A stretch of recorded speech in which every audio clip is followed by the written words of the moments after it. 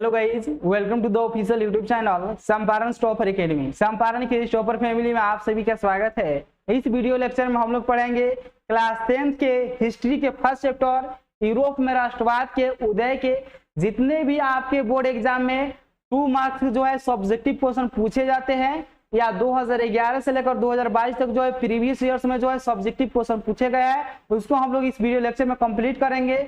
और आपने इसका जो है पहला जो वीडियो जो है नहीं देखा है, उसमें जो है इस चैप्टर के जितने भी इंपॉर्टेंस पॉइंट जो बना था उसको जो है हमने क्लियर कराया था, और वो जो है आपके जो ऑब्जेक्टिव क्वेश्चन होंगे उसको जो है सॉल्व करने में जो है बहुत ही ज्यादा वो जो है वीडियो जो है हेल्प करेगा। यदि आप उसे नहीं देखे हैं तो उसका जो है लिंक डिस्क्रिप्शन बॉक्स में दिया गया है, उसे आप जरूर वॉच कीजिए और उसके बाद जो है जो सब्जेक्टिव क्वेश्चन जो कराया जा रहा है उसको वॉच कीजिएगा, जो कि बहुत ही ज्यादा आपके लिए जो है हेल्पफुल साबित होगा। ये जो है आपके जो बोर्ड एग्जाम में 2011 से लेकर 2022 तक जो सब्जेक्टिव क्वेश्चन पूछे गए हैं वो भी इसमें इंक्लूड किया गया है। या आपके बोर्ड एग्जाम 2023 में जो है क्वेश्चन जो सब्जेक्टिव क्वेश्चन 2 मार्क्स के सब्जेक्टिव क्वेश्चन पूछे जाएंगे उसको जो है इस वीडियो लेक्चर में जो है इंक्लूड किया गया है। और आपके बोर्ड एग्जाम में जो सब्जेक्टिव क्वेश्चन पूछे जाएंगे ये जो कराया जाएगा इसी में से पूछा जाएगा। आपका इंपॉर्टेंस पॉइंट है, यदि आप इसका पीडीएफ नोट्स लेना चाहते हैं तो वीडियो के जो है एंड में जो है आपको व्हाट्सएप नंबर बताया जाएगा, आप उस पर एसएमएस कीजिएगा। आपको जो है जिस क्लास का पीडीएफ नोट्स लेना है आप उस पर लिखिएगा, आपको जो है क्लास का जो है पीडीएफ नोट्स जो है सेंड कर दिया जाएगा। ये जो है आपके बहुत ही ज्यादा जो है ये जो है बहुत ही ज्यादा जो है रिसर्च करके जो है आपके नोट्स बनाए गए हैं। इस प्रकार का जो है आपका पूरा जो है यूट्यूब पर जो है नोट्स नहीं मिल पाएगा, इस प्रकार का जो बनाया गया है।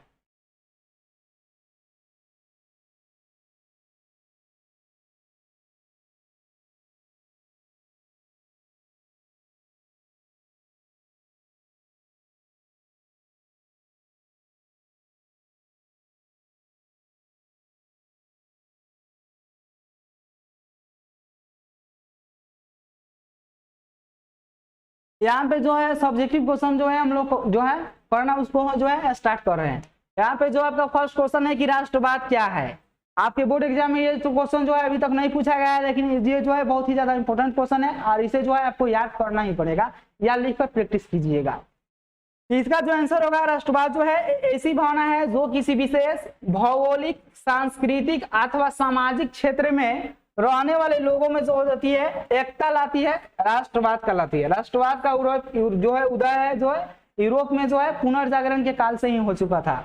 राष्ट्रवाद जो है कि ऐसी भावना है जो किसी विशेष भौगोलिक, सांस्कृतिक अथवा सामाजिक क्षेत्र में रहने वाले लोगों में जो है एकता लाती है, राष्ट्रवाद कहलाती है। और राष्ट्रवाद का उदय जो था वह पुनर्जागरण के काल से ही हो चुका था। इसे जो है आप लिखकर बार बार प्रैक्टिस कीजिएगा।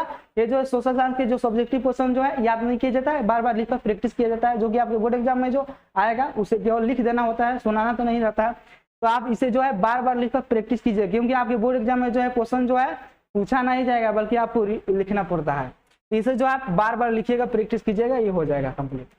नेक्स्ट जो क्वेश्चन है वो है आपके यहाँ का जो है क्वेश्चन नंबर जो है सेकेंड है, वो है कि मेजनी कौन था, जो कि बोर्ड एग्जाम 2019 के एनुअल के जो है फर्स्ट सिटिंग में पूछा गया है। मेजनी साहित्यकार, गणतांत्रिक विचारों का समर्थक और इटालवी राष्ट्रवाद का क्या था, मसीहा था। और जो सशस्त्र क्रांति द्वारा जो है इटली का एकीकरण करना चाहता था। इटली के एकीकरण की जो है पृष्ठभूमि जो है मेजनी ने ही जो है निर्मित की थी। यानी इटली के एकीकरण की जो प्रक्रिया थी वो सबसे पहले जो था मेजनी ने ही जो है इसका जो है एकीकरण करने की जो है प्रक्रिया जो है प्रारंभ किया था। उसके बाद जो नेक्स्ट क्वेश्चन है वो है आपका यहाँ पर थर्ड नंबर जो क्वेश्चन है वह है कि जर्मनी के एकीकरण की बाधाएं क्या थी। यानी जर्मनी के एकीकरण में क्या क्या बाधाएं आई थी उसको हम लोगों को बताना है, जो कि बोर्ड एग्जाम 2022 के एनुअल के फर्स्ट सिटिंग में पूछा गया था। इसका जो आंसर होगा वो होगा जर्मनी के एकीकरण की लिखित बाधाएं थी या निम्नांकित बाधाएं थी, इस प्रकार बोल सकते हैं। इसका जो फर्स्ट बाधाएं था वह था जर्मन भाषी राज्यों को जो था 300 से अधिक छोटे छोटे राज्य में बांटा होना। यानी जर्मन भाषी जो राज्य थे उसे जो था 300 से अधिक छोटे छोटे राज्यों में बांट दिया गया था। ये भी उसका जो है तो एकीकरण करने में जो है बहुत ही ज्यादा बाधा उत्पन्न किया था। नेक्स्ट जो है सेकेंड नंबर जो है वह था राजनीतिक, आर्थिक, सामाजिक और धार्मिक विषम था।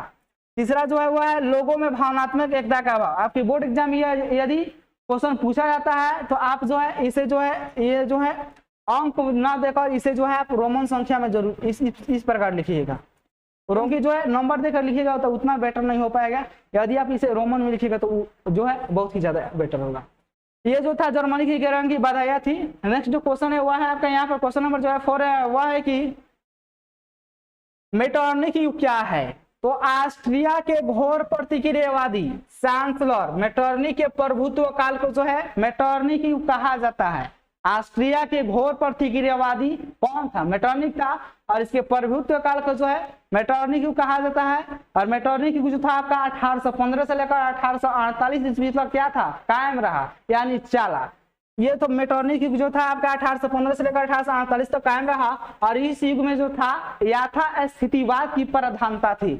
नेक्स्ट जो क्वेश्चन है वह है आपका यहाँ पर कि जो है 5 नंबर जो क्वेश्चन है वह है यहाँ पर कि 1848 के फ्रांसीसी क्रांति के क्या कारण थे, जो कि बोर्ड एग्जाम 2013 के कंपार्टमेंटल, 14 के कंपार्टमेंटल, 2019 के कंपार्टमेंटल और 2020 के एनुअल के सेकेंड सीटिंग और 2022 के जो है एनुअल के सेकेंड सीटिंग में ये पूछा गया है।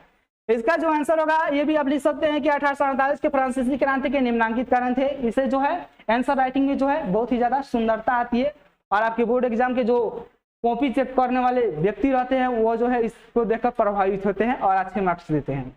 उसके बाद जो है आपका इसका जो फर्स्ट कारण था वह था तत्कालीन फ्रांसीसी राजा लुई फिलिप। ये लुई फिलिप जो था इसका शासनकाल जो था आपके 1837 से लेकर 1848 तक चला था, इसलिए यहाँ पे दिखाया गया है। ये जो था व्यक्ति बहुत ही ज्यादा महत्वाकांक्षी था, केवल अपने बारे में सोचा करता था। दूसरा इसका कारण था जो था लुई फिलिप के प्रधानमंत्री गीजो द्वारा पूंजीपति वर्ग का समर्थन करना। लुई फिलिप के जो प्रधानमंत्री गीजो था वो केवल पूंजीपति वर्गों का क्या करता था? समर्थन करता था। अमीर लोगों का समर्थन करता था, गरीब लोगों का समर्थन नहीं करता था। तीसरा जो कारण है वो था गीजो द्वारा अपनाई जाने वाली विभिन्न प्रतिक्रियावादी नीतियों से क्या था? आम जनता में उत्पन्न आक्रोश।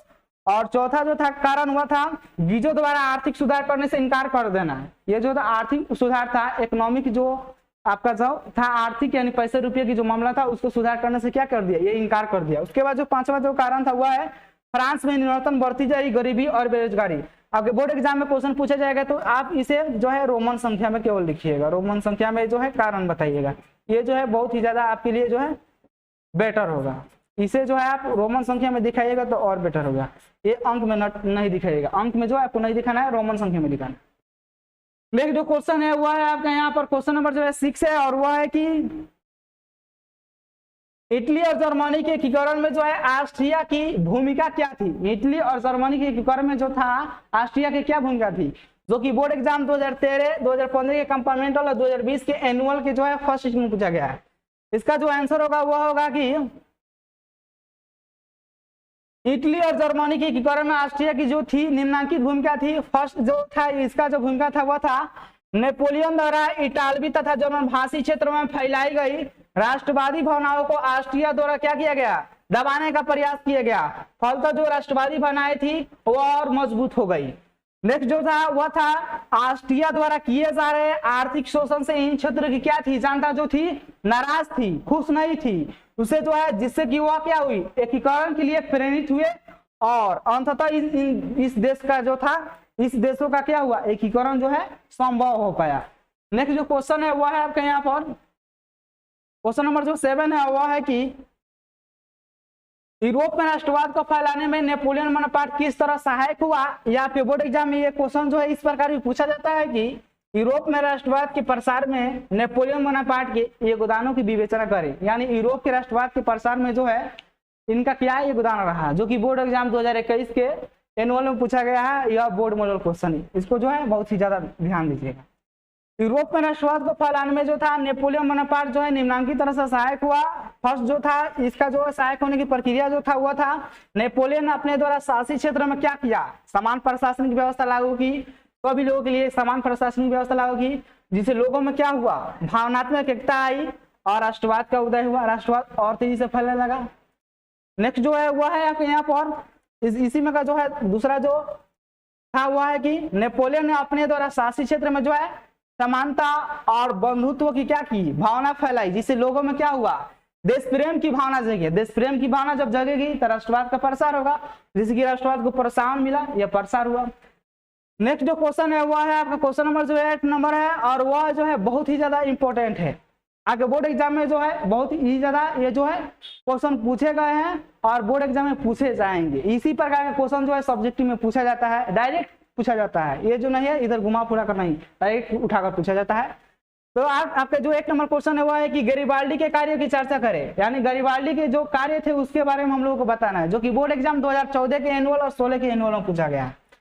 जो ये इसका जो आंसर होगा वो था पेशे से जो गैरिबाल्डी जो था क्या था, नाविक था। आपके बोर्ड एग्जाम में ऑब्जेक्टिव में क्वेश्चन पूछा जाता है कि पेशे से नाविक कौन था, तो गैरिबाल्डी याद रखिएगा। इन्होंने जो है इटली के एकीकरण में काफी महत्वपूर्ण भूमिका निभाई थी और उसने जो है 10,000 स्वयंसेवक नियुक्तों की एक क्या बनाई, लाल कुर्ती सेना बनाई। आपके बोर्ड एग्जाम में ऑब्जेक्टिव में क्वेश्चन पूछा जाएगा कि लाल कुर्ती सेना किसने बनाई थी, तो गैरिबाल्डी ने बनाया था। और नेपाल तथा सिसिली नामक 2 इटालवी भाषी राज्यों को जीतकर अपने राजा विक्टर एमेनुएल द्वितीय को सौंप दिया और इसके बाद वो अपने गांव चला गया और शेष जीवन जो है एक साधारण किसान के रूप में जो है व्यतीत किया। इसे जो है इटली के एकीकरण का क्या कहा जाता है, तलवार भी कहा जाता है। याद रखिएगा, इटली के एकीकरण का तलवार किसे कहा जाता है, तो गैरिबाल्डी का कहा जाता है। नेक्स्ट जो क्वेश्चन है वह है आपका क्वेश्चन नंबर जो है 9 नंबर जो क्वेश्चन है वह जो है विलियम प्रथम के बगैर जर्मनी के एकीकरण जो था बिस्मार्क के लिए असंभव था कैसे। इसका जो आंसर होगा वो होगा पारसा का शासक विलियम प्रथम। पारसा का शासक कौन था, विलियम प्रथम। ये क्या था, राष्ट्रवाद का समर्थक था, राष्ट्रवाद का जो है समर्थन करता था और पारसा के नेतृत्व में जो है जर्मनी के एकीकरण का जो था पक्षधर था और उसने इस कार्य को पूरा करने के लिए बिस्मार्क को अपना क्या बनाया, चांसलर यानी प्रधानमंत्री बनाया और जो है उसकी नीतियों का पूर्ण समर्थन करते हुए उसको हर प्रकार की क्या की सुविधा उपलब्ध कराई। और अंततः इसे स्पष्ट है कि जो है विलियम प्रथम के विश्वास और समर्थन के बगैर जो है जर्मनी के एकीकरण का जो है बिस्मार्क के लिए असंभव था। यानी जो विलियम प्रथम जो था वह जो है अतः इसे स्पष्ट है कि विलियम प्रथम के जो है विश्वास और समर्थन के बगैर जो है बिस्मार्क के लिए क्या था, जर्मनी के एकीकरण करना जो है असंभव था। नेक्स्ट जो क्वेश्चन है वह है क्वेश्चन नंबर जो है 10 है और वह है कि 10 नंबर जो क्वेश्चन यानी 10 नंबर जो क्वेश्चन है वह है कि जर्मनी के एकीकरण के लिए बिस्मार्क ने कौन सी नीति अपनाई, यानी जर्मनी के एकीकरण करने के लिए बिस्मार्क ने जो नीति अपनाई थी वो क्या था, जो कि बोर्ड एग्जाम 2012, 2014 और 2016 में पूछा गया है।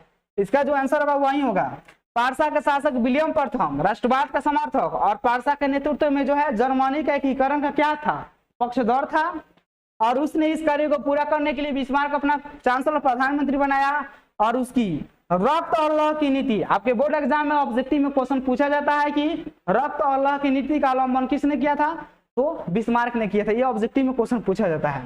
रक्त और लौह की नीतियों का पूर्ण समर्थन करते हुए उसको हर प्रकार की सुविधा कराई और ये जो है जर्मनी के एकीकरण के करने में जो है बिस्मार्क ने रक्त और लौह की नीति का अवलंबन किया था, यही उसकी नीतियां थी।